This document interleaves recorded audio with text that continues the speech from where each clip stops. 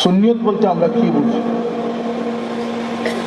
আমরা যদি এর আগে যাই আমরা দেখতে পারবো যে সমস্ত মুসলমানরা ইসলামের রুকুন আরকান হুকুম আহকামের ভিতর দিয়ে আল্লাহর নবীকে মহব্বতের দৃষ্টিতে যারা মহব্বতের ক্ষেত্রে যারা গ্রহণ করেছিলেন তারাই মুমিন হয়েছিলেন, তারাই সাহাবী হয়েছে। আর সমস্ত আমলের পাবন্দি থাকা সত্ত্বেও যাদের অন্তরে আল্লাহর হাবিব সাল্লাল্লাহু আলাইহি ওয়াসাল্লামের মহব্বত স্থান পায় নাই তারাই মুনাফিক হয়েছে। পরবর্তীতে এরাই খারিজি হয়েছে, এরাই রাফিজি হয়েছে। এই সমস্ত ফিতনা সৃষ্টিকারী দল উপদলের দ্বারা উপধারাগুলো এখন আমাদের সমাজে বিদ্যমান। এর ফলে কি হচ্ছে, মুসলমানরা এক সময় দুনিয়ার সবচেয়ে গৌরব উজ্জ্বল জাতি হিসাবে মাথা তুলে দাঁড়িয়েছে।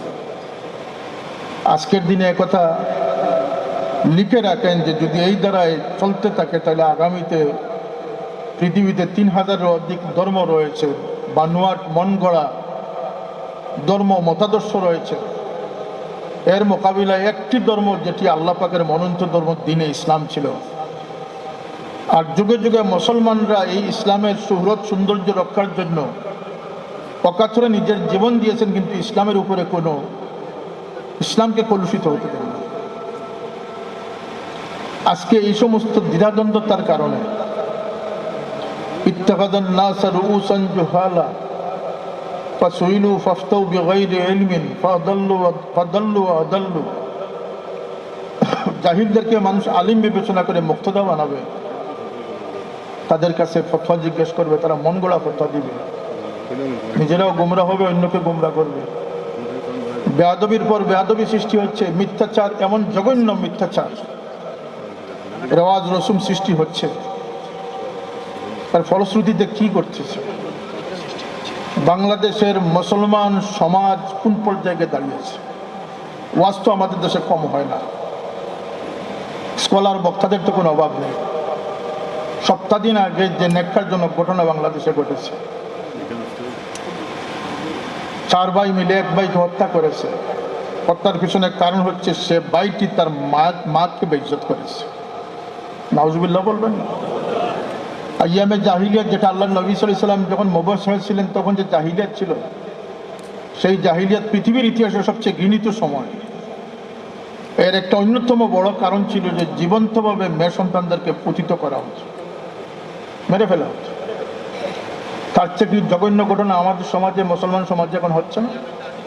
একজন মার লাশ 7-8 দিন পরে গলিত অবস্থায় ঘর থেকে উদ্ধার করা হলো।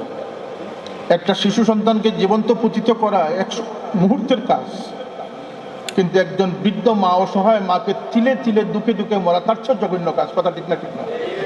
তাহলে সেই জাহিলিয়াতকে এই জাহিলিয়াত হার মানিয়েছে। 4 ভাই এক ভাইকে পিটিয়ে হত্যা করেছে। পিছনে এক কারণ ছিল যে ওই ভাইটি তার মায়ের সাথে বদকারি করেছে। নাউজুবিল্লাহ। এটাও কি আমাদের শোনার বাকি রয়েছে? পৃথিবীর সবচেয়ে আফ্রিকার জঙ্গলে যারা বসবাস করে, ভারতের নাগাল্যান্ডে যারা বসবাস করে, যারা ধর্ম বলতে কোনো অস্তিত্বই মানে না, যারা জীবনে কোনো পবিত্রতার দ্বার ধারে না, না খাদ্যের ক্ষেত্রে কোনো ভালো মন্দর বাস বিচার করে, যা পায় তা পায়, পাহাড়ি নাগা যারা, তাদের সমাজেও মায়ের কদর রয়েছে। কিন্তু আজকে আমাদের দেশের তরবিয়ত গেল কোথায়? আমাদের দেশের শিক্ষা গেল কোথায়? আমাদের দেশের সংস্কৃতি গেল কোথায় যে আজকে এই সমস্ত কথা শুনতে হচ্ছে?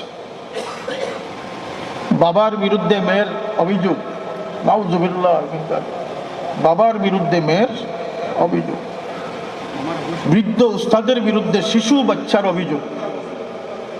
হচ্ছে না? হচ্ছে না? বৃদ্ধ উস্তাদের বিরুদ্ধে শিশু বাচ্চাদের অভিযোগ। এ দেশে যখন সামরিক শাসন কোনো দেশে হয়, ইমার্জেন্সি সিচুয়েশন, পলিটিক্যাল ক্রাইসিস যখন সর্বনিম্ন পর্যায়ে যায়, তখন সামরিক শাসন আসে। আমি বলতে চাচ্ছি যে এ দেশে বর্তমানে ইসলামের সবচেয়ে বড় ক্রাইসিস পিরিয়ড। এই পিরিয়ড থেকে উত্তরণ করতে হলে মিথ্যাচারের পর মিথ্যাচারকে রুখতে হবে, বন্ডামিকে রুখতে হবে, ছলচাতুরিকে রুখতে হবে, বানোয়াট ফেককে রুখতে হবে, ইসলামকে কারো মন গড়া ব্যক্তির স্বার্থে ব্যবহার করতে দিতে রুখতে হবে। কথা ঠিক না? ঠিক না?